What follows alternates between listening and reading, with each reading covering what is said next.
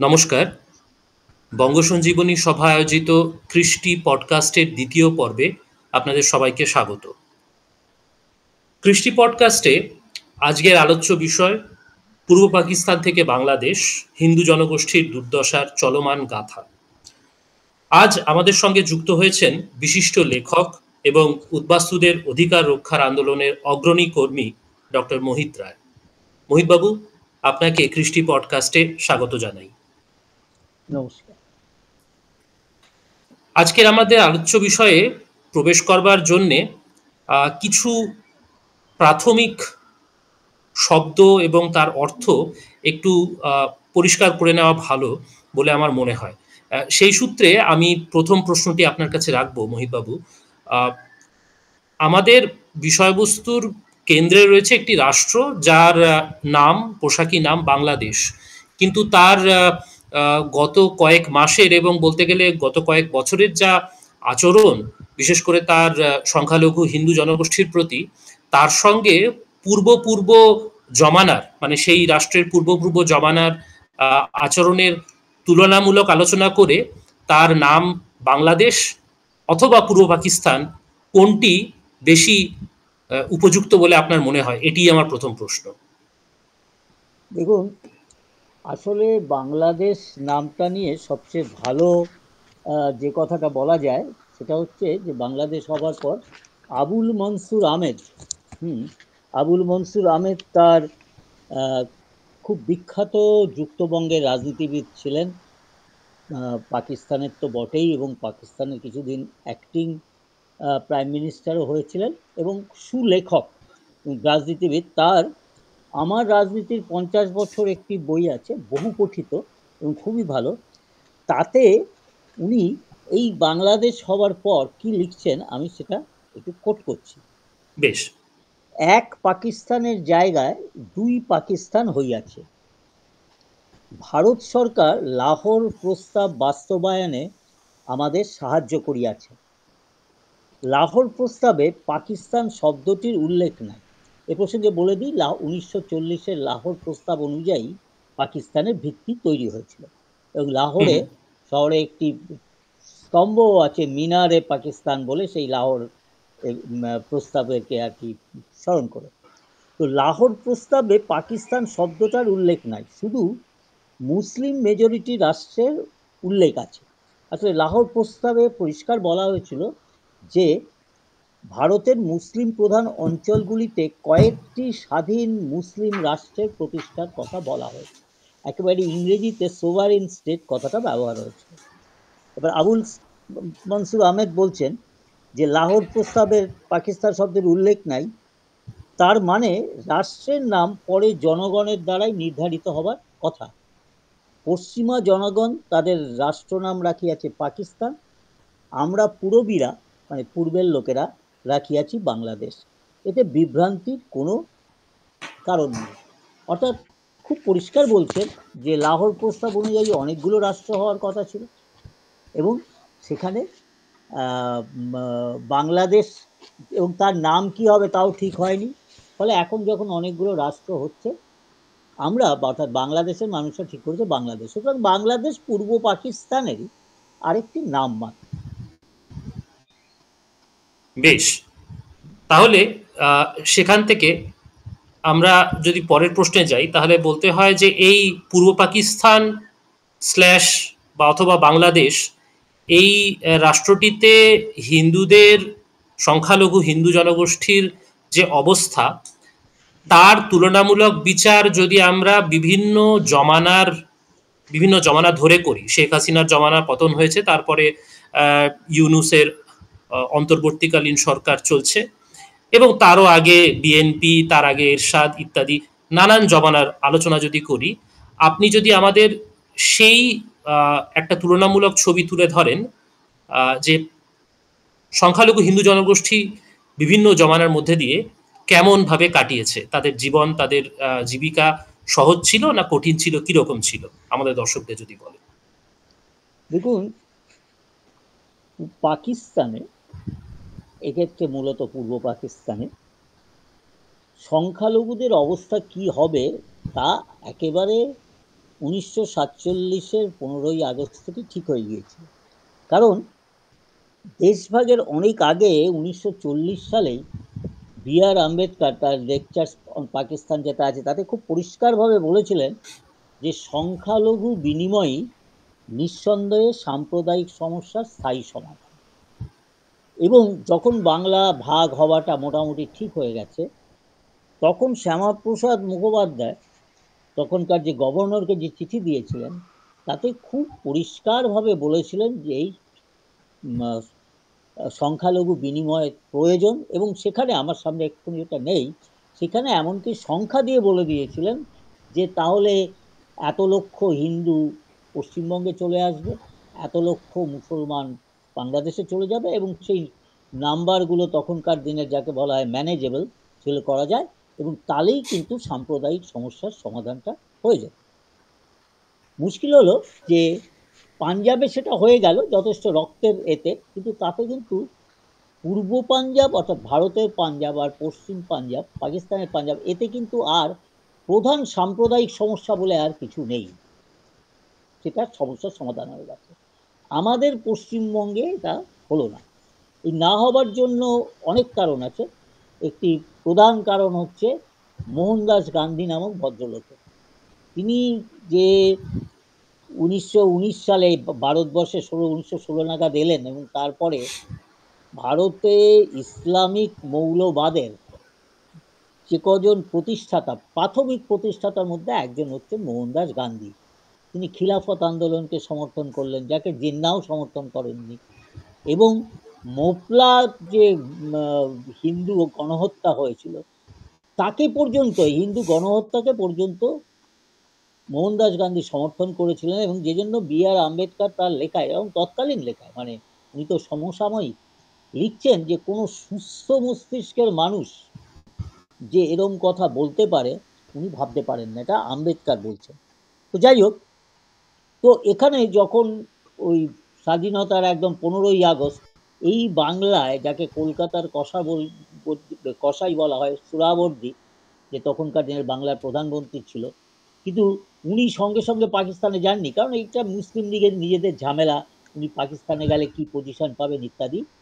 সেই সুরাবর্দীকে রক্ষা করতে মোহনদাস গান্ধী 15ই আগস্ট বেলেঘাটায় সুরাবর্দীর যেখানে থাকছেন সেখানে গিয়ে রইলেন। এবং সেদিন কিন্তু সেখানে একটা বিরাট হিন্দু সেখানে গান্ধীর বিরুদ্ধে বিক্ষোভ করেছিল, এবং সম্ভবত সেদিন তাদের না রাখলে তারা হয়তো গান্ধীকে শারীরিকভাবেই কিছু করতে পারে। যাই হোক, তো হলো না। এর আবার একটা সুযোগ এসেছিল 1950 সালে, অর্থাৎ 1950 সালে এ তো হচ্ছে যে স্বাধীনতার পরের দিন থেকেই পূর্ব পাকিস্তান হিন্দুদের ওপর আক্রমণ, দৈনন্দিন ব্যাপারে সমস্যা করা, এসব চলছিলই। ফলে হিন্দু উদ্বাস্তুরা চলে আসছিল। 1950 সালে হলো একটা বড় দাঙ্গাটা মানে হিন্দু গণহত্যা, একটা মানে ভুল খবর ছড়িয়ে দিয়ে, সে আপনারা তথাগত রায়ের বইয়ে খুব আরো পাবেন, যে এক ট্রেনের লোককে খুন করে দেওয়া হলো। এই গণহত্যার পর লক্ষ লক্ষ হিন্দু উদ্বাস্তু একবারে চলে আসে। সেই সময় বিষয়টা ভারতের সংসদে উঠল, এবং ভারতের সংসদে শুধু বাংলার সংসদ না, অন্যান্য রাজ্যের সংসদরা তারাও এই জনবিনিময়ের কথাটা তুলেছিল। কিন্তু যথারীতি প্রধানমন্ত্রী জওহরলাল নেহরু সেটাকে অবজ্ঞার সঙ্গে উড়িয়ে দেন। শুধু উড়িয়ে দেন না, তিনি তারপর সেই 1950-এর শেষে পাকিস্তানের তৎকালীন প্রধানমন্ত্রী, উনি তার কয়েক মাস পরেই তিনি পাকিস্তান ছেড়ে পালান, লিয়াকত খান, তার সঙ্গে একটা চুক্তি করলেন, সেটাকে নেহেরু লিয়াকত চুক্তি। তাতে বলা হলো দুদেশের সরকার সংখ্যালঘুদের ফিরিয়ে নেবেন এবং তাদের পুনর্বাসন করবেন, সম্মানের সঙ্গে রাখবেন। একটা ইসলামী দেশের ক্ষেত্রে এটা একটা হাস্যকর ব্যাপার। সেই সময় নেহেরুর মন্ত্রিসভায় দুজন পূর্ণ বাঙালি মন্ত্রী ছিল। একজন হচ্ছে শ্যামাপ্রসাদ মুখোপাধ্যায়, তো তিনি তো নন, কংগ্রেসই নন। দ্বিতীয়জন ছিলেন ক্ষিতীশচন্দ্র নিয়োগী, খুব পণ্ডিত মানুষ, কৃষ্ণনগরের মানুষ।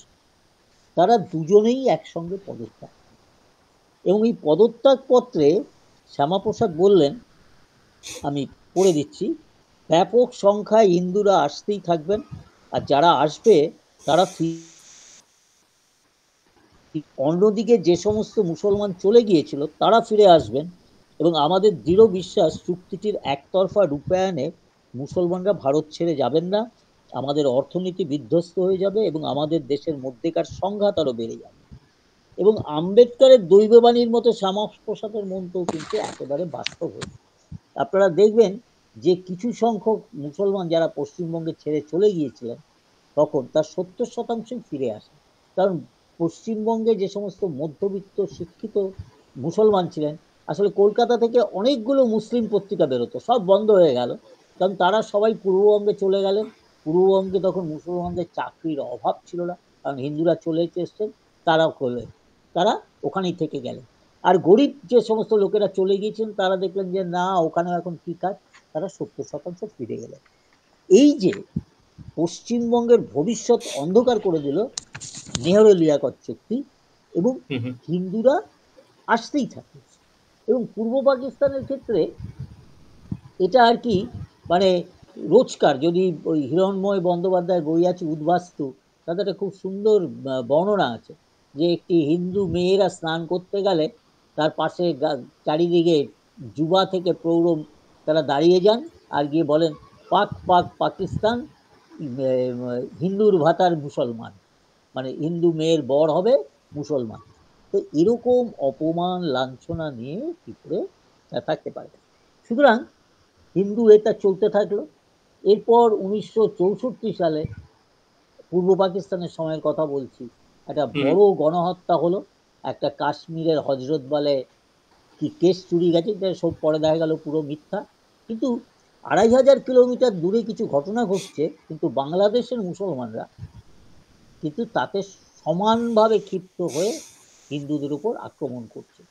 এটা চলতেই থেকেছে এই পুরো পাকিস্তানের সময়। কিন্তু মুশকিলটা হচ্ছে এই, আমাদের বাংলার ক্ষেত্রে যে সর্বনাশটা নেহেরু করলেন, তার আগে গান্ধী, তারপর নেহেরু, তারপরের এই সর্বনাশটা করে গেল বামপন্থী। এই যে রোজ উদ্বাস্তু আসছেন, আমরা যারা আমাদের একটু বয়স বেশি, আমরা নিজেদের চোখে দেখেছি শিয়ালদা স্টেশনের চারিদিকে পশুর মতো থাকছেন উদ্বাস্তু, সেখানেই মানে মলত্যাগ মূত্রত্যাগ করছেন, তারই একটু পাশে খাচ্ছেন, কিছু করার নেই, এরকম একটা অবস্থা। সে সময় উদ্বাস্তু আন্দোলন সংগঠিত করছে বামপন্থীরা, কারণ কংগ্রেসীরা ওই নেহেরু চক্রে তারা উদ্বাস্তু আন্দোলনের নেতৃত্ব থেকে চলে গিয়েছে। বামপন্থীরা উদ্বাস্তু আন্দোলন সংগঠিত করেছেন, তাদের পুনর্বাসন ইত্যাদির জন্য করছেন, কিন্তু তারা একেবারে স্ট্রিক্ট ছিলেন যে ইসলাম বিরোধী কোনো কথা কিন্তু এই উদ্বাস্তুরা বলতে পারবে না। ফলে আমি এটা বলি, এদের পোস্টার বয় হচ্ছে ঋত্বিক ঘটক।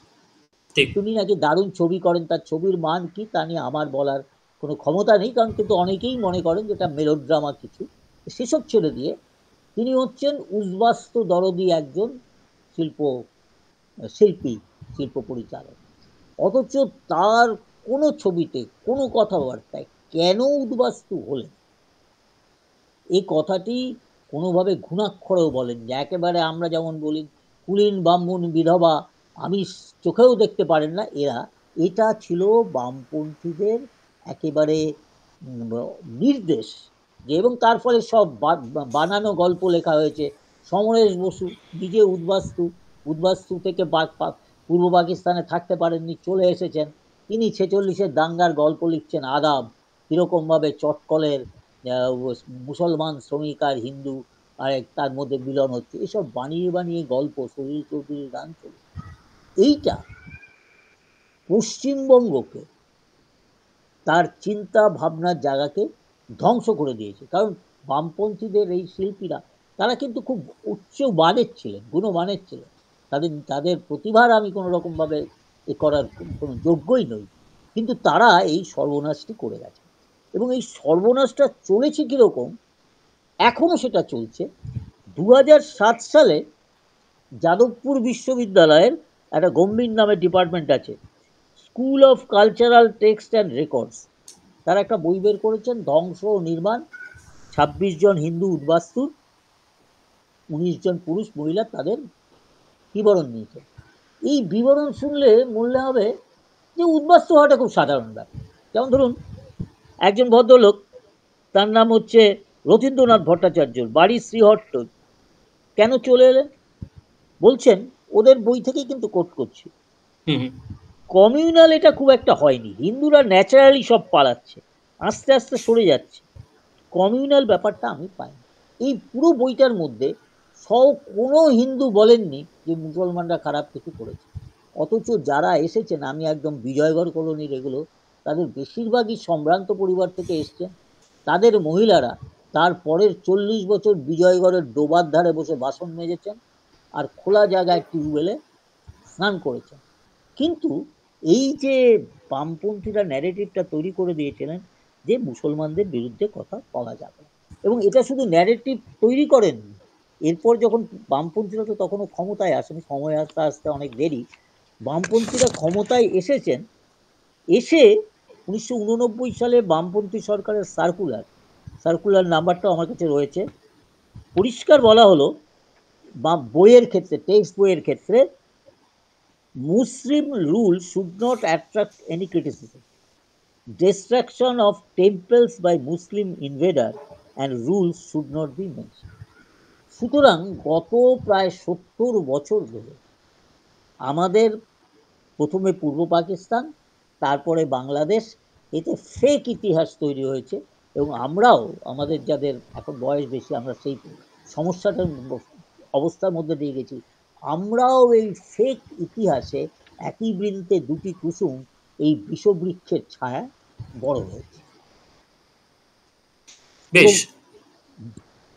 হ্যাঁ হ্যাঁ, বলুন। এবার আমি এইটারই বলছি, এটা তো গেল পূর্ব পাকিস্তান, এবং তারপর ঠিক। বাংলাদেশ হবার সময় যখন বাংলাদেশ হয়ে গেল, এখন বাংলাদেশ সে তো আর পাকিস্তান নয়। এখন আগে যেমন একটা হিন্দু মুসলমান সম্প্রতি সবাই একসঙ্গে ছিলাম, তার একটা মুখোশ রাখা হয়েছিল, বাংলাদেশ হওয়ার পর সেটা খসে গেল, এখন একটা নতুন মুখোশ তৈরি করতে হবে। তখন হলো যে বাংলাদেশ তো আর পাকিস্তান নয়, তাহলে কেন বাংলাদেশ? না, বাংলাদেশ তৈরি হয়েছে বাংলা ভাষা সংস্কৃতির দাবি। বাংলা এটা একদম খুব, যারা মোটামুটিভাবে একটু পড়াশোনা করা লোক, রাজনৈতিক নেতা, তারা অনেকে না জেনেই বলেন, তারা ধরে নিয়েছেন বাংলাদেশ, বাংলা ভাষা, তারপরে 21শে ফেব্রুয়ারি, বাংলা ভাষা সংস্কৃতি। এইটা হচ্ছে আরেকটা সম্পূর্ণ মিথ্যে কথা, যা দিয়ে আজকের এই বাংলাদেশের ঘটনায় লোকেরা বাংলাদেশের ইসলামী মুখটা আরো একেবারে টেলিভিশনে দেখতে পাচ্ছে, তার ফলে আরো হচ্ছে, আগেরগুলো টেলিভিশনে দেখেনি, আমরা দেখেছি। এইটা তৈরি হলো যে বাংলাদেশ বাংলা ভাষা সংস্কৃতি, অথচ বাংলাদেশ যেভাবে তৈরি হলো, অর্থাৎ 1970 সালে পাকিস্তানে প্রথম সাধারণ নির্বাচন হয়, এর আগে সারা পাকিস্তানে কোনো সাধারণ নির্বাচন হয়নি, এবং এটাই বলি যে ভারতবর্ষে এর মধ্যে 5টা সাধারণ নির্বাচন হয়ে গেছে, পাকিস্তানে প্রথম হচ্ছে। এটাই হচ্ছে ভারতীয় সংস্কৃতি, সনাতন সংস্কৃতিতে বহুত্ববাদী চিন্তার ফল। আমাদের এখানে 75 বছরে কোথাও ডেমোক্রেসি, মিলিট কু হয়নি, কোনো জায়গায় ডেমোক্রেসি, সেন্ট্রাল গভর্নমেন্ট রয়েছে, স্টেট গভর্নমেন্ট অন্যান্য তৈরি হচ্ছে। যাই হোক, পাকিস্তানের সেই সাধারণ নির্বাচনে আওয়ামী লীগ পূর্ববঙ্গের যে 160টা আসন ছিল তার মধ্যে 158টা পেয়ে গেল। স্বাভাবিকভাবে পাকিস্তানের যে পার্লামেন্ট, ওরা লোকসভা বলে না, যাই হোক, তো তাতে আওয়ামী লীগের সিঙ্গেল মেজরিটি, 300 সিট, 140 সিট পাকিস্তানে, কিন্তু সেটা পশ্চিম পাকিস্তানি সেনাদের না পছন্দ, ফলে তারা মুজিবরকে গ্রেপ্তার করলো, ইত্যাদি ইত্যাদি আপনারা জানেন, যে সরকার করতে দেওয়া হলো না, তারপর সেনা শাসন, গণহত্যা। কিন্তু এই যে আওয়ামী লীগ নির্বাচনে জিতলো, সেই জিতলো তাদের খুব বিখ্যাত 6 দফা দাবি। এই 6 দফা দাবি কিন্তু আওয়ামী লীগ এই 1970 সালের নির্বাচনের সময় শুরু করেনি, ওরা 1966 সাল থেকেই তাদের মূল দাবি ছিল 6 দফা দাবি। এই দাবির মধ্যে কিন্তু পুরোটাই, এবং এই দাবিটা শুরুই হচ্ছে যে কথাটা দিয়ে, সেই কথাটা খুব ইন্টারেস্টিং, যে এই 6 দফা দাবি, সেটা হচ্ছে যে আমরা পাকিস্তানের লাহোর, আমি একটু পড়ে দিই একদম, নিশ্চয়ই নিশ্চয়ই। এই ৬ দফা দাবির ১ম দফা দাবিতে বলা হচ্ছে যে, প্রথম বাক্যই ছিল এই ৬ দফা দাবি, ঐতিহাসিক লাহোর প্রস্তাবের ভিত্তিতে শাসনতন্ত্র রচনা করত পাকিস্তানকে একটি সত্যিকার ফেডারেশন রূপে গড়িতে হইবে। অর্থাৎ ধর্মের ভিত্তিতে পাকিস্তান তৈরি হওয়া, যেটা লাহোর প্রস্তাবের, সেটা মেনেই কিন্তু আওয়ামী লীগ বলেছে যে আমাদের একটা ফেডারেল রাষ্ট্র করতে হবে। তাদের ৬ দফা দাবির মধ্যে পূর্ব পাকিস্তানের কিছু নিজস্ব দাবি ছিল, যেমন ছিল কেন্দ্রের হাতে প্রতিরক্ষা ও বৈদেশিক সম্পর্কের দায়িত্ব থাকবে, বাকি সব দায়িত্ব রাজ্যের হাতে থাকবে, মানে পূর্ব পাকিস্তানের। মূলধন পাচার ঠেকাতে দেশের ২ অংশের জন্য পৃথক মুদ্রা ব্যবস্থা, পূর্ব পাকিস্তানের একটা আলাদা সামরিক বাহিনী। কিন্তু কোথাও ছিল না যে পাকিস্তানের যে সংবিধান, ইসলাম ভিত্তিক সংবিধান, সেটা পাল্টাতে হবে, স্বাধীনতার। এবং এই পুরো ৬ দফার মধ্যে কোথাও বাংলা ভাষা সংস্কৃতির কোনো ব্যাপারই ছিল না, আর ধর্মনিরপেক্ষতা কোনো ব্যাপার ছিল। সুতরাং হঠাৎ যে আমাদের বাংলা দেশ তৈরি হয়ে গেল, এক মিনিট,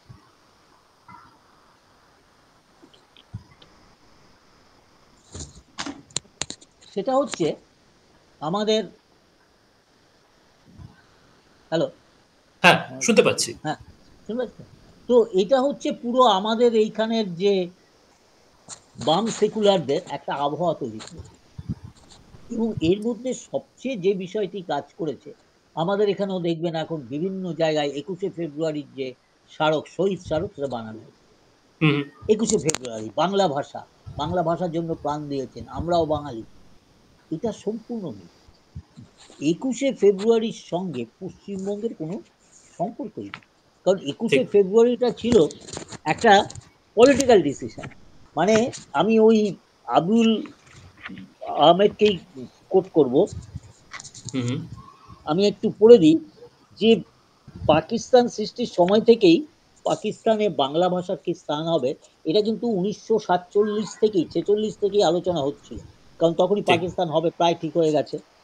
কারা এই আলোচনা করতো, যেসব পত্রিকাগুলো বাংলা ভাষার পক্ষে, তাদের নামগুলো হচ্ছে পয়গম, দৈনিক আজাদ, ইত্তেফাক, ইনসান, ইনসাফ। আর যে অর্গানাইজেশনটা সবচেয়ে বেশি বাংলা ভাষার পক্ষে, তার নাম হচ্ছে তমদ্দুন মজলিস। এই হচ্ছে বাংলা ভাষার পক্ষে পত্রপত্রিকার সংগঠনের নাম। আবুল মনসুর আহমেদ খুব সুন্দর করে এই ২১শে ফেব্রুয়ারি ব্যাপারটাকে করেছে, যে উর্দুকে রাষ্ট্রভাষা করিলে, ওনার ওই আমার দেখা ৫০ বছরের রাজনীতি, উর্দুকে রাষ্ট্রভাষা করিলে পূর্ব পাকিস্তানের শিক্ষিত সমাজ রাতারাতি অশিক্ষিত ও সরকারি চাকুরির অযোগ্য বনিয়া যাইবে। ১৯বিংশ শতাব্দীর মধ্যভাগে ফার্সির জায়গায় ইংরাজিকে রাষ্ট্রভাষা করিয়া ব্রিটিশ সাম্রাজ্যবাদ মুসলিম শিক্ষিত সমাজকে রাতারাতি অশিক্ষিত ও সরকারি কাজের অযোগ্য করিয়াছে। সুতরাং এটা ছিল যে আমরা সরকারি কাজকর্ম পাবো না ইত্যাদির জন্য। আলাদা করে বাংলা ভাষার বিশেষ প্রেম এমন কিছু ছিল না। এবং আমরা আরও জানি না, যেটা এই ১৯৫২-তে ৪ জন মারা গেলেন, কিছু আন্দোলন টান্দোলন তো হলো। ১৯৫৪ সালে কিন্তু বাংলা পাকিস্তানের অন্যতম রাষ্ট্রভাষা হয়। এটা মনে রাখতে হবে কতটা গুরুত্বপূর্ণ। পশ্চিম পাকিস্তানে কিন্তু পাঞ্জাবি, বালুচ, সিন্ধি এতগুলো ভাষা ছিল, কিন্তু উর্দুর পাশাপাশি ইংরেজি ছাড়া বাংলা রাষ্ট্রভাষা হলো।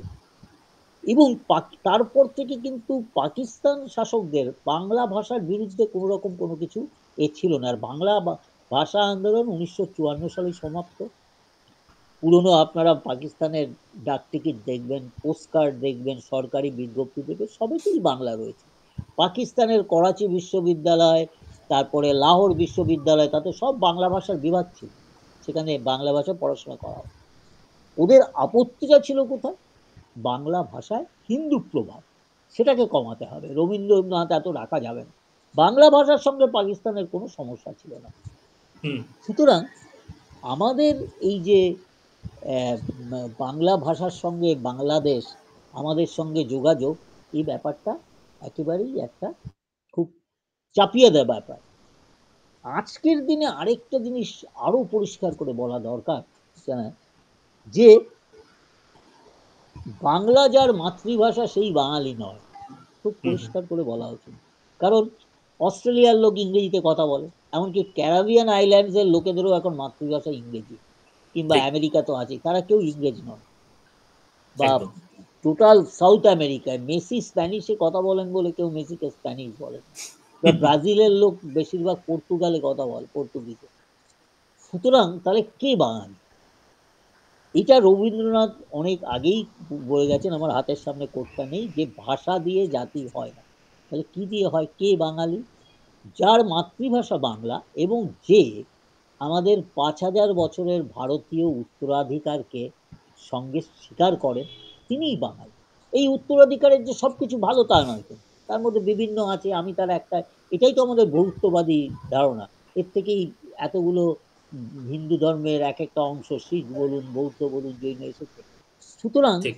আমি বাংলাভাষী মুসলমান কথাটাই ব্যবহার করি, তারা নিজেদের। কিন্তু কেন এই কথাটা আলাদা করে বললাম, যে আজকে ইন্টারনেট ঘাঁটলে, গুগল ঘুরলে, যেহেতু 18 কোটি বাংলাদেশি আমাদের 10 কোটি, এবং তারা মোটামুটিভাবে তারাই বাঙালি, এটা প্রায় প্রতিষ্ঠা করে ফেলেছে, এবং ঠিক। সেটাকে করবার সময় এসেছে।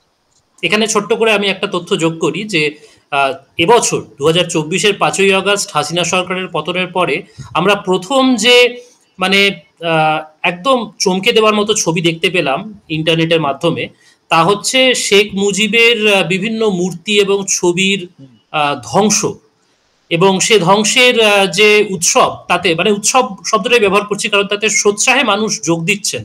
পূর্ব পাকিস্তান বা বাংলাদেশের মানুষ তারা অত্যন্ত উৎসাহের সঙ্গে শেখ মুজিবের ছবি এবং মূর্তি ধ্বংস করবার যজ্ঞে সামিল হয়েছেন। তো সেই জায়গা থেকে বাংলা ভাষার জন্যে এই বাঙালি জাতির আইডেন্টিটি, এবং সেখান থেকে আবার বিশ্বের সর্বকালের সেরা বাঙালি হিসেবে শেখ মুজিবকে তুলে ধরা বিবিসির একটি হুম, হুম। একটি একটি সার্ভেতে এমনটা বেরিয়ে এসছে। সেই সমস্ত ন্যারেটিভেরই একই সঙ্গে ওই শেখ মুজিবের মূর্তির ধ্বংস হওয়ার সঙ্গে সঙ্গে সবগুলো ন্যারেটিভও একসঙ্গে ধ্বংস হয়, তাই নয় কি? অবশ্যই তার কারণটা হচ্ছে যে বাংলাদেশ হবার পর প্রথম তাদের যে সংবিধান হয়, সেটা খুব একেবারে ভারতীয় সংবিধানের প্রায় কপি, সমাজতান্ত্রিক, ধর্মনিরপেক্ষ ইত্যাদি ইত্যাদি থাকে। কিন্তু বাংলাদেশের মানুষ তো তা নয়। এর একটা খুব ভালো উদাহরণ হচ্ছে যে 1972-এর মার্চে বাংলাদেশ নতুন রাষ্ট্র। সেই বছরেরই 1972-এর অক্টোবরে পূজার সময় ঢাকায় এবং চট্টগ্রামে পূজায় আক্রমণ হচ্ছে। এবং আরও একটা জিনিস বলি, যে বাংলাদেশের মানে মুক্তিযুদ্ধ বাংলাদেশে একটা ছোটখাটো ইন্ডাস্ট্রি। আপনি যদি ওদের বইমেলা টইমেলা যান, অন্তত 500 বই লেখা হয়েছে মুক্তিযুদ্ধ নিয়ে। ঠিক। কিন্তু এর 90% হচ্ছে গল্পগাথা। মুক্তিযুদ্ধ একটা দেশের করতে গেলে কয়েক দশক লাগে। ভিয়েতনাম দেখুন, এখন বালুচরা করছে, ইত্যাদি ইত্যাদি। কিন্তু মুক্তিযুদ্ধ আসলে ছিল 13 দিনে, 13 দিনে ভারতীয় সৈন্যদের পূর্ব পাকিস্তান দখল। ঠিক। এবং এটা ইন্দিরা গান্ধী করেছিলেন। তার কারণটাও ছিল, তার অত বাংলা ভাষা, বাংলা জাতি এসব নিয়ে মাথা ব্যথা ছিল না। কারণ 1 কোটি উদ্বাস্তু তখন অলরেডি ভারতে ঢুকে গেছে। পশ্চিমবঙ্গে। ঠিক। পশ্চিমবঙ্গ, আসাম মিলিয়ে 1 কোটি লোক চলে এসেছে। মনে রাখবেন, এটা 1971-এর ভারত, তখন ভারতের জনসংখ্যা হচ্ছে 55 কোটি। তার মানে ঠিক। একটা দেশের 2% উদ্বাস্তু ঢুকে গেছে।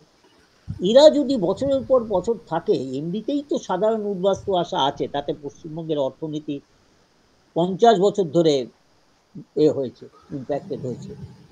সুতরাং ইন্দিরা গান্ধী সৈন্য ঢুকিয়ে দিলেন, যে এই উদ্বাস্তু এখানে রাখা যাবে না। এবং এই উদ্বাস্তুরা কিন্তু প্রায় সবলেই ফিরেই গিয়েছিলেন, যদিও পরে তাদের অনেক বাজে অভিজ্ঞতা হয়েছে। কিন্তু যাই হোক, অর্থাৎ আমার কাছে মুক্তিযুদ্ধ হচ্ছে ভারত সরকারের বা ইন্দিরা গান্ধীর উদ্বাস্তু সমস্যা নিবারণ প্রকল্প, এর বেশি কিছু নয়। এখন ঠিক। স্বাভাবিকভাবেই বাংলাদেশ এটাকে মন থেকে সরিয়ে দিতে চায়। হুমায়ুন আহমেদ তার একটা উপন্যাসে লিখছেন, প্রায় 3 দশক আগে, হিমুর হাতে কয়েকটি নীল পদ্ম, তাতে লিখছেন ঢাকার মেয়র হানিফ সাহেব, ইনি আওয়ামী লীগের, হুম হুম ঢাকার মেয়র হানিফ সাহেব করেছেন জনতার মঞ্চ, খালেদা জিয়া তৈরি করেছেন গণতন্ত্র মঞ্চ। দুটি মঞ্চ থেকেই দাবি করা হচ্ছে আমরা ভারত বিরোধী। ভারত হুম বিরোধিতা আমাদের রাজনীতির একটি চালিকা শক্তি হিসেবে উঠে আসছে। ব্যাপারটা বোঝা যাচ্ছে না। আমাদের স্বাধীনতার জন্য তাদের সাহায্য নিতে হয়েছিল, এই কারণে কি আমরা হীনমন্যতায় ভুগছি?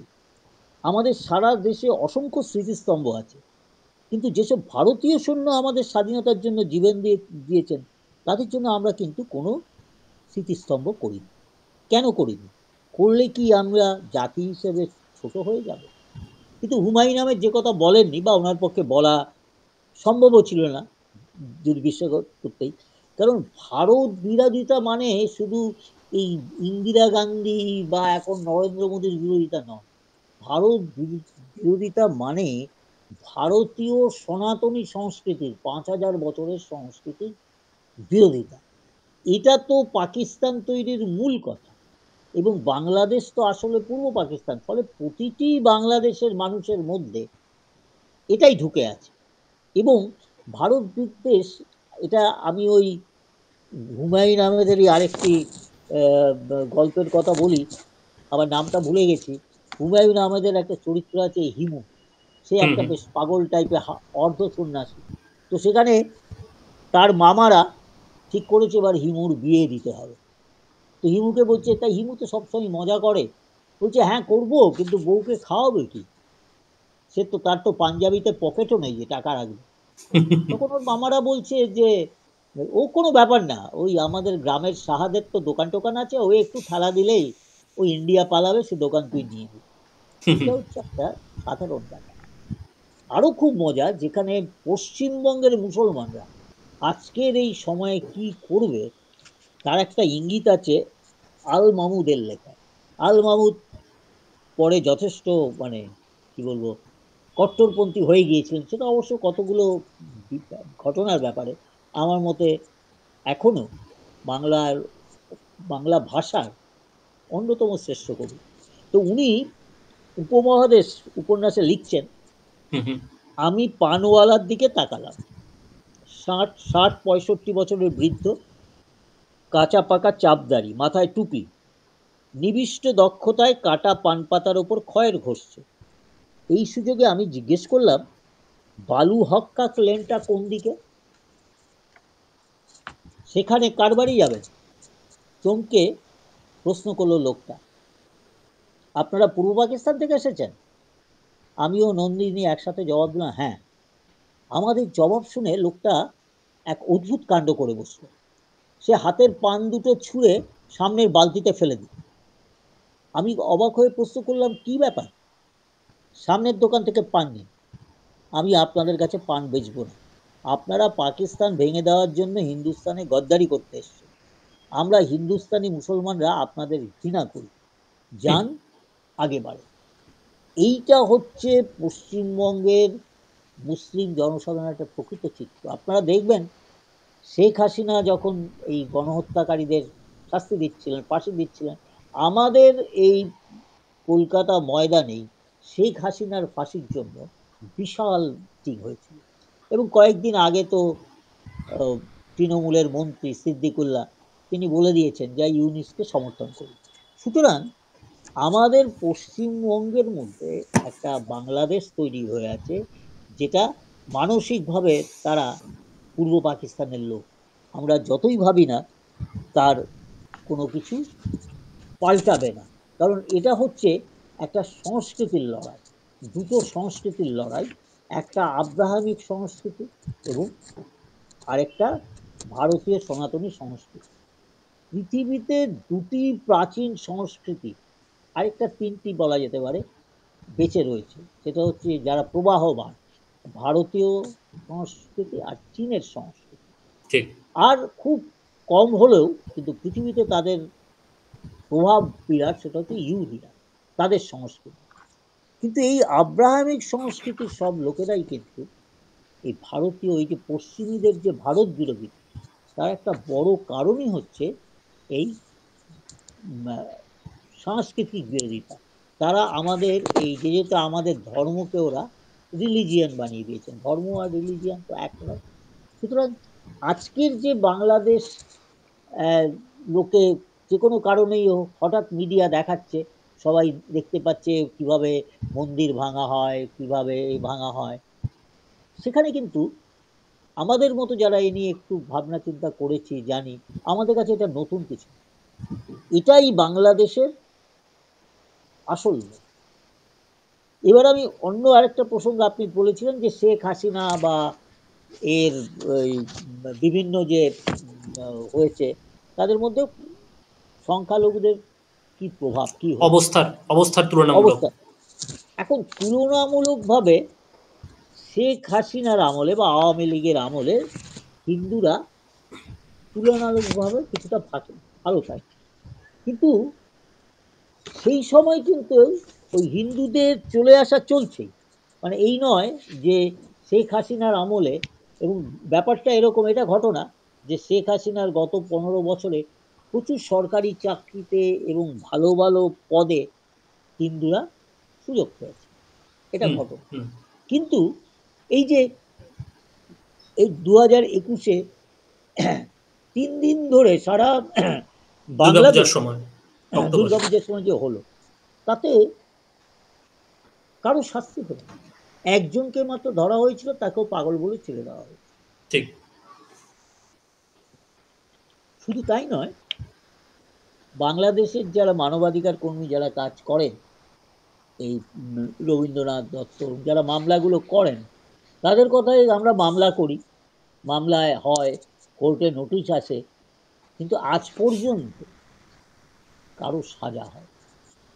এবং এই শেখ হাসিনার সময় একটি ভয়ানক আইন করা হয়েছে, ওই যেটাকে আর কি ওয়েব টোয়েবে যে সমস্ত ইনফরমেশন ছড়ানো হয়, সেখানে কাউকে ধরলে, এবং সেখানে একমাত্র হিন্দুদের ধরা হয়, এবং কেউ একটা বলে দিয়েই হলো যে উনি ওনাকে হজরত মোহাম্মদকে অপমান করেছেন বা এই করেছেন সেই করেছেন। এবং এটা আরো কদিন আগে আমরা সুনামগঞ্জে যে ব্যাপারটা করতে দেখলাম, হ্যাঁ হ্যাঁ, এটা খুব ঘটনা। এবং এই ব্যাপারে আমরা আরো যেটা দেখতে পাই, এই মুহূর্তে যেটা একটা মানে সেমিনাল ওয়ার্ক করেছেন আবুল বরকত, হ্যাঁ, 3 খণ্ডে তার বই রয়েছে। তিনি যে কাজটা করেছেন তাতে উনি দেখিয়েছেন যে যেমন শুধু 1971 থেকে 2001 সালের মধ্যে 63 লক্ষ হিন্দু উধাও হয়ে গেছে, অর্থাৎ গড়ে রোজ 575 জন হিন্দু বাংলাদেশ ত্যাগ করে। এবং উনি এটা পড়ে, আমার হাতের সামনে সেই ক্যাজেসটা নেই, এবং উনি তাতে দেখিয়েছেন যে এই হিন্দু সম্পত্তি দখল করার ব্যাপারে আওয়ামী লীগ এবং বিএনপির মধ্যে কোনো তফাৎ নেই।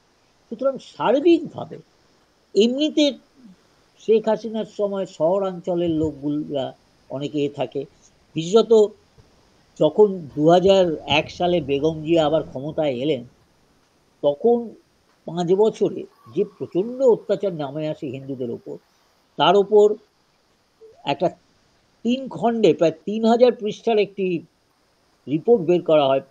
তার নাম হচ্ছে 1500 দিনের সংখ্যালঘু নির্যাতনের বিবরণ, শ্বেতপত্র, সম্পাদনা শাহরিয়ার কবির, 71-এর ঘাতক দালাল নির্মাণ কমিটি, ঢাকা 2005। শাহরিয়ার কবির বয়স 80 পেরিয়েছে, অসুস্থ, হাঁটতে পারেন না, তিনি কিন্তু এখন নতুন সরকারের আমলে তাকে জেলে। সুতরাং তাতে তারা এই কাজটা করেছেন। কিন্তু আমাদের লজ্জার বিষয় যে আমাদের কলকাতাতে ইন্ডিয়ান স্ট্যাটিস্টিক্যাল ইনস্টিটিউট আছে, আমাদের পশ্চিমবঙ্গে কত উদ্বাস্তু এসেছেন এই সময়, তার উপর কোনো কাজ নেই।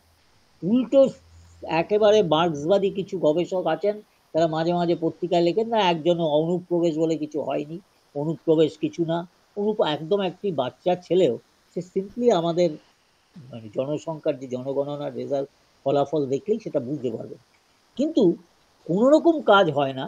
এবং যেহেতু এই আবুল বরকত সাহেব কত হিন্দু এসেছেন সেই কাজটা করেছেন, কিন্তু তিনি কত অনুপ্রবেশকারী অর্থাৎ বাংলাদেশি মুসলমান কত এসেছেন সে কাজটা উনি করেননি, ওনার দরকারও ছিল না, কারণ তারা তো এখানে আসছেন, আমরা সে কাজটা করি। এটার মতো একটা মানে কি বলবো, আমাদের যে বৌদ্ধিক যে ব্যর্থতা দৈন্য, সেটা বোঝা যায় যে আমরা ওই যে মুসলমানদের নামে কিছু বলা যাবে না, সুতরাং অনুপ্রবেশ নিয়ে কোনো রকম কোনো কাজকর্ম করা যাবে না। এইটা হয়েছে আমাদের সবচেয়ে বড় সমস্যা। ঠিক। এখানে আমি ছোট্ট করে আপনাকে জিজ্ঞেস করতে চাই যে এই যে কমিউনাল ব্যাপারটা তোলা যাবে না কোনো আলোচনাতেই, সাম্প্রদায়িক কোনো কারণে হিন্দুরা ওদেশ থেকে এপারে চলে এসছেন, এই ব্যাপারটা একেবারেই তুলে ধরা যাবে না। এই ক্ষেত্রে বোধহয় পশ্চিমবঙ্গের বামপন্থীরা, অর্থাৎ সিপিআইএম বা সিপিআই বা কেরালাতেও যারা আছেন, তাদের সঙ্গে দিল্লির কংগ্রেস নেতারা একমত এক জায়গায়, তাই নয় কি? আসলে কংগ্রেস নেতারা এই এখনকার তারা এসব নিয়ে ভাবতেই চান। তাদের নির্বাচনের যখন যেটুকু দরকার হবে সেটুকু, নইলে যা হচ্ছে হোক। যেমন যেটা তারা করেছেন, জওহরলাল নেহরু ইউনিভার্সিটি করে ওটা ছেড়ে দিয়েছেন বামপন্থীদের হাতে, এবং কংগ্রেস দেখবেন তাদের শিক্ষামন্ত্রী করেছিল সবই মুসলমান।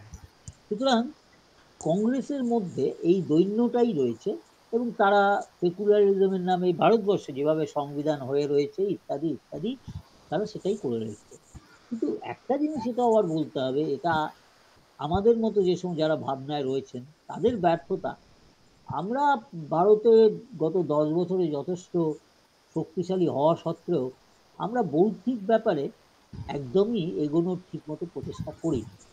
ঠিক। এগোনো একদম হয়নি তা নয়, হচ্ছে, কিন্তু সেটা যেমন ধরুন বামপন্থীরা, এই যে একটা সার্কুলার বের কথা বললাম, তারা রাজ্যে ক্ষমতা পেয়েই সঙ্গে সঙ্গে সমস্ত বইপত্র পাল্টে দিয়ে, তাদের তৎপরতা অনেক আমাদের বেশি। এখন আমাদের এখনো সেই চলছে, সেই রকমই চলছে। এবং হুম। আরো একটা ভয়ঙ্কর ব্যাপার যে বাংলাদেশ নিয়ে এখনো আমাদের ভারত সরকারের বা যারা তাদের দক্ষিণপন্থী দল বলা হয়, তাদের অবস্থান খুব একটা পরিষ্কার না। মানে বাংলাদেশের লোক তারা যেরকম করেছে, চেয়েছে, করেছে, ঠিক আছে। এবং এটাও ঘটনা, এটা একেবারে মোহাম্মদ ইউনূস প্রধান উপদেষ্টা, তিনি ওই নিউ ইয়র্কে যে ক্লিনটনের সংগঠনের বার্ষিকী ঠিক। সেখানে ভাষণে তিনি পরিষ্কার বলে দিয়েছেন যে এটা এটি পূর্ব এটি পরিকল্পিত। একদম একদম। সুতরাং আর কোনো এ নিয়ে কোনো সমস্যা নেই। কিন্তু সেটা বাংলাদেশের মানুষ যদি মৌলবাদ চায় চায়, তাতে আমাদের কি উপায় হবে? আমি যেহেতু এসব বিষয়ে কিছুটা লিপ্ত থাকি, আমি ফোন পাই। আমাকে 15 দিন আগে একজন ফোন করলেন, আমার সঙ্গে আগে পরিচিত, তিনি বাংলাদেশের একটি অঞ্চলের ছোটখাটো ব্যবসায়ী, আইনজীবীও কিছুটা, ওখানকার হিন্দু সংগঠন সংগঠন মানে ওই ক্লাব ইত্যাদি পুজো কমিটি তার সঙ্গে যুক্ত থাকে। হুম। তিনি ফোন করছেন প্রায় 3 সপ্তাহ আগে, দাদা প্রাণ বাঁচাতে ত্রিপুরায় ঢুকলাম, আগরতলায় আছি, 15 দিনের ভিসা আছে, তারপর কি করবো? আমি জানি না, নাগরিকত্ব পাবো না, না। এরকম আমাদের এখানে কিছু নেই। কালকে তার ফোন পাচ্ছি, তিনি কাঁদছেন, কারণ 15 দিন তো হয়ে গেছে।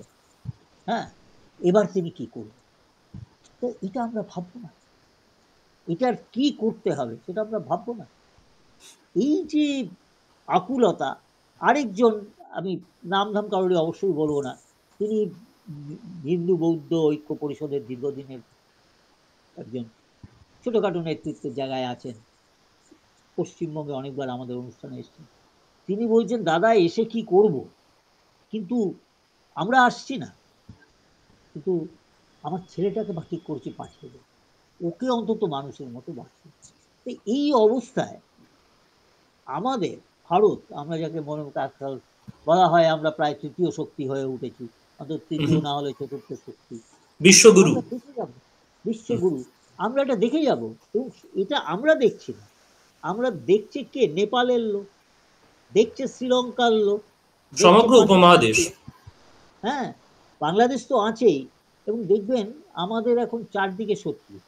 ঠিক। শ্রীলঙ্কাকে আমরা এত অর্থনৈতিক সাহায্য করেছিলাম, সেটা চলে গেছে এখন টর্চকাইটদের হাতে। বেসিক্যালি ওরা টর্চকাইট যারা করেছে, ঠিক। মার্কসবাদী, নেপালে মাওবাদী, পাকিস্তান তো আছেই, বাংলাদেশে চলে গেল। তাহলে ঠিক। আমরা কি করছি? শুধু সড়ক বানিয়ে আর ফ্লাইওভার করে আর মানে দ্রুত রেল ব্যবস্থা করেই হবে? আমাদের ঘরের শত্রুরা তো দিনে দিনে শক্তিশালী হচ্ছে। কারণ বাংলাদেশ এই প্রশ্নটা খুব পরিষ্কার সুরে দিয়েছে। এবং দেখবেন বাংলাদেশ যে চ্যালেঞ্জ ছুটছে, এই চ্যালেঞ্জটা আমার মতে ফাঁকা আওয়াজে নয়, কারণ তারা জানে যে ভারতের মধ্যে মধ্যে একটা করে বাংলাদেশ হয়ে রয়েছে। সুতরাং আজকে যদি কোনো সংঘাত শুরু হয়, তাহলে ভারত শুধু সীমান্তে লড়তে হবে না, ভারতকে তার ভেতরেও লড়তে হবে। এখন আমি তো ওটাই বললাম, মুক্তিযুদ্ধ আমার কাছে হচ্ছে উদ্বাস্তু সমস্যা সমাধানের একটি প্রকল্প করেছে। আমাদের নিশ্চয়ই নিয়ে ভাবা উচিত। সবচেয়ে ভাবা উচিত যে একেবারে যারা অরাজনৈতিক তারাও বলছেন এই মানুষগুলোর কি হবে। আপনারা দেখেছেন টিভিতে ছবি, নদীতে বুক জলে দাঁড়িয়ে আছে, তাদের ঠিক। ঢুকতে দিচ্ছে না। কালকে একটি বাচ্চা মেয়ে, সমস্ত হুম। টিভিতে খবর করেছে, কিশোরী, সে বেআইনি ভাবে ঢুকে পড়ে বিএসএফ রাতে ধরা পড়েছে। যাকে হুম। বিএসএফ কিছুটা মানবিক ভাবেই তাকে রেখেছে রেখেছে। কেন চলে আসতে হয় একটা কিশোরীকে? আর যদি আসে, আমরা সীমান্তে কি তার জন্য বিশেষ ব্যবস্থা রাখবো না? ঠিক। তো এই প্রশ্নগুলো নিয়ে খুবই বিদীর্ণ হয়ে আছে। মানে একটা তো ধরুন রাজনৈতিক এসব তাত্ত্বিক, একাডেমিক এসব বৌদ্ধিক চললো, তারপরে একটা সরাসরি মানবিক ব্যাপার থাকে, সেটা এখন বিদীর্ণ করে দিচ্ছে। এবং সত্যি কথা বলছি যে ভারতের সব প্রধান রাজনৈতিক দলগুলো, বামপন্থী তো জানি যে এটার মধ্যে বামপন্থী কমিউনাল হচ্ছে, কমিউনাল না, কিছুই তালে গলে কিছুই বলছি না, কিন্তু আমাদের যাদের একটু ঠিক মতো অবস্থান নেওয়া উচিত তারা নিচ্ছেন না। একজন দুজন নিশ্চয়ই নিচ্ছেন, কিন্তু সেটা তার ব্যক্তিগত প্রচেষ্টা, তাকে শ্রদ্ধা জানাই, প্রণাম জানাই, করছেন ভালো। কিন্তু আমার মনে হয় সময়ের দাবি আরো আরো অনেক বেশি। সময়ের দাবি অনেক বেশি, কিন্তু তা সত্ত্বেও কোনো রকম সার্বিক প্রচেষ্টা, রাষ্ট্রীয় প্রচেষ্টা দেখা যাচ্ছে না। এর পেছনে অনেকে আবার বলেন যে এই মুহূর্তে ভারত অপেক্ষা করছে কবে আমেরিকায় ট্রাম্পের সরকার আসীন হবে, এবং তার ফলে ভারত অনেক বেশি মানে সাহস পাবে, শক্তি পাবে। কারণ ট্রাম্পের মধ্যে নাকি বর্তমান ভারত সরকার একটা বড় অ্যালাই বা সহযোগী খুঁজে পায়। এর এর মধ্যে কতটা সারবত্তা আছে বলে আপনার মনে হয়? আমার মনে হয় একজন মানুষকে আপনিও সাহায্য করবেন, যখন দেখবেন তার কিছুটা সাহস আছে। ধরুন বাজারে কোনো একটা ঝামেলা হলো, সবাই চুপ করে আছে, আপনি হয়তো একটুটা শক্তিশালী করতে পারেন, কিন্তু যদি দেখেন যে স্থানীয়রা তো কিছুই বলছে না, আপনি হঠাৎ গিয়ে মাথা করবো। কিন্তু যদি দেখেন যে ওখানে দুটো ছেলে কিন্তু রুখে দাঁড়িয়েছিল, তারা কিছু কথা বলেছে, আপনি তখন যান। তা আমরা কিছুই না করলে হঠাৎ একটা বিদেশি শক্তি এসে নাক গলাবে কেন? তার কি এত বড় স্বার্থ আছে? বাংলাদেশ এত বড় কোনো ইকোনমি নয়, এখন কোনো মানে অস্ত্র শক্তি নয় যে তার সঙ্গে তা আমার লেনদেন নয়। তার আমেরিকান এর মানে রিলেশনস এর ক্ষেত্রে একটা ক্ষুদ্র ব্যাপার। তো সে হঠাৎ কেন ভারতের পক্ষে দাঁড়াতেই পারে। সেটা কি হবে না হবে সেটা তো জ্যোতিষীরা বলতে পারে, এক্ষুনি যদি কেউ বলতে পারে। কিন্তু আমার মনে হয় যে আমরা যদি নিজেরা কিছুটা পদক্ষেপ না নিই, তাহলে অন্য একজন আমার দিকে হাত কেন বাড়াবে? এটা আমাদের নিজেদের আগে প্রশ্ন করা উচিত। এই নয় যে ওনার তো টাকা আছে, আমার খারাপ অবস্থা দেখলে নিজেই টাকা নিয়ে আসে। তিনি যদি দেখেন যে সত্যি আমি নিজে কিছু চেষ্টা করছি আয় করতে, তার জন্য মাথার ঘাম পায়ে ফেলছি, তখন তিনি করতেই পারেন যে ঠিক আছে একজন চেষ্টা করছি, তো সাহায্য করা যায়। আমি চুপ করে ঘরে বসে থাকলে কি কেউ এসে আমার কাছে টাকা নিয়ে আসবে? আমার ঠিক তাই মনে হয়, কারণ অনেকেই এরকম বলছেন 20শে ফেব্রুয়ারির পর পাল্টে যাবে। যাবে বললাম তো, যাবে কি যাবে না তো ভবিষ্যৎবাণী করা আমাদের কাজও নয়। কিন্তু এইটা আমার সবসময় মনে হয় যে আমরা যদি কিছু পদক্ষেপ না নিই, তাহলে কেন অন্যরা আমাকে সাহায্যের হাত বাড়াবে? আমি আরেকটা প্রশ্ন করব আপনাকে। অনেকে বলছেন যে ভারত সরকারের এই যে সব বিভিন্ন পদক্ষেপ সেগুলি সব গোপনে হচ্ছে, এবং একটাই মাত্র যা প্রকাশ্যে এসছে ভারত সরকারের বড় পদক্ষেপ, তা হলো শেখ হাসিনাকে 5ই আগস্ট বাংলাদেশ থেকে ভারতবর্ষে একটা সেফ ট্রানজিট দিয়ে নিয়ে আসা, এবং তাকে এখনো অবধি ভারতের মাটিতে অ্যাসাইলাম দেওয়া, যখন কিনা ইউরোপ এবং আমেরিকার বিভিন্ন দেশ তাকে অ্যাসাইলাম দিতে অস্বীকার করেছে। এই এই ব্যাপারে আপনার কি মতামত?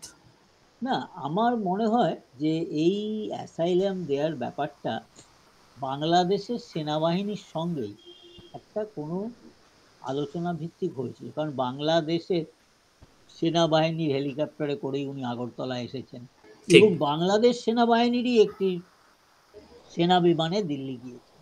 কিন্তু দেখুন, ভারত তো দলাই লামাকেও আশ্রয় দিয়েছে, এতদিন ধরে আছেন। চীন তো তারপর অনেক শক্তিশালী হয়েছে। সুতরাং এটা নিশ্চয়ই একটা ভালো পদক্ষেপ, কিন্তু এটা এমন একটা যেটা না দিয়ে কিছু করার ছিল না। যদি ঠিক। আজকে যে এই মুহূর্তে যেরকম এই আসাদ মস্কোতে গিয়ে আশ্রয় নিয়েছে, ঠিক। ঠিক। কিন্তু তাতে আমাদের, এবং আবার আমি বলছি যে বাংলাদেশ যদি মৌলবাদী হয়ে যেতে চায়, সে যদি একটা নির্বাচন করে জামাতকেই ক্ষমতায় আনলো, আমাদের কোনো আপত্তি করার কি আছে, তাদের মানুষ যেভাবে করেছে। কিন্তু এই যে এসবের সঙ্গে যোগসূত্রহীন এই যে হিন্দুদের উপর আক্রমণ, তার একটাই কারণ, ইউনূস যা করছেন। পাকিস্তান আর্মি হিন্দুদের কেন মেরেছেন, সেটা মুনতাসির মামুনের খুব ভালো বই আছে, একদম পাকিস্তানদের মত ছিল, এবং সেটা অনেকেই মনে করবেন অনেকটাই হয়তো সত্যি, যে যে লিবারালিজম পূর্ব পাকিস্তানে ছিল, তার একটা বড় কারণ, তখনও বাংলাদেশের একটা বড় শিক্ষিত মানুষ ছিলেন হিন্দু, যারা অধ্যাপক ছিলেন, এবং পাকিস্তান যেরকম বলছেন যে এরাই পাকিস্তানের বিরুদ্ধে মানুষের মন পাল্টে রেখেছে। সুতরাং এই হিন্দু সমাজকে পাকিস্তান থেকে একেবারে সরিয়ে উৎখাত দিতে করতে হবে, হবে। ফলে তারা গণহত্যা চালিয়েছে। এবং এই গণহত্যা নিয়ে এমন একটা কথা মনে হয় যে পাকিস্তান 25 লক্ষ বাঙালি হিন্দুকে হত্যা করল। আমরা পশ্চিমবঙ্গে তা নিয়ে কোন দিবস করি, তাদের জন্য কোনো একটা স্মৃতিস্তম্ভ আছে? বা আমরা যতক্ষণ না পাকিস্তান সরকার এ ব্যাপারে ক্ষমা না চাইবে, ততক্ষণ আমরা পাকিস্তানকে কোনো ব্যবসা পশ্চিমবঙ্গে করতে পারি। এখানের কোনো পাকিস্তানের টিম খেলবে না, কোনো মানে ট্রেড ফেয়ারে পাকিস্তান আসবে না, তো আমরা করিনি। তো যাই হোক, যেটা বলছিলাম যে ইউনূস সেই কাজটা আবার শুরু করেছে। পাকিস্তান যে কাজটা করেছিল, ইউনূস সেটা শুরু করেছে, যে বাংলাদেশ থেকে সমস্ত হিন্দু তাড়িয়ে দিতে হবে, তাহলে বহুত্ববাদী চিন্তাটা একেবারে পাল্টে দেওয়া যাবে। এবং এটা নতুন কিছু না, আপনারা যদি মধ্যপ্রাচ্য একেবারে আফ্রিকা থেকে দেখি, এই সমস্ত দেশগুলোতে আর কোনো দেশে সংখ্যালঘু বলতে কিছুই নেই। লেবানন একটা খ্রিস্টান মেজরিটি কান্ট্রি ছিল, সেটা আজকে ঠিক। হয়ে গেছে। অথচ ইসরায়েলে 20% মুসলিম। সুতরাং এই বিষয়টাকে আমাদের বুঝতে হবে যে এটা যদি শুধু একটা মৌলবাদী ক্ষমতা আসছে, যেমন শ্রীলঙ্কায় বামপন্থীরা এসছে, নেপালে এসছে, আমাদের কি করার, কিন্তু এখানে বিষয়টা তার বাইরেও, যে আমাদের হিন্দুদের টার্গেট করে মারা। তো মোটামুটি আজকে এরকম ভাবেই বাংলাদেশ নিয়ে ভাবা যাক।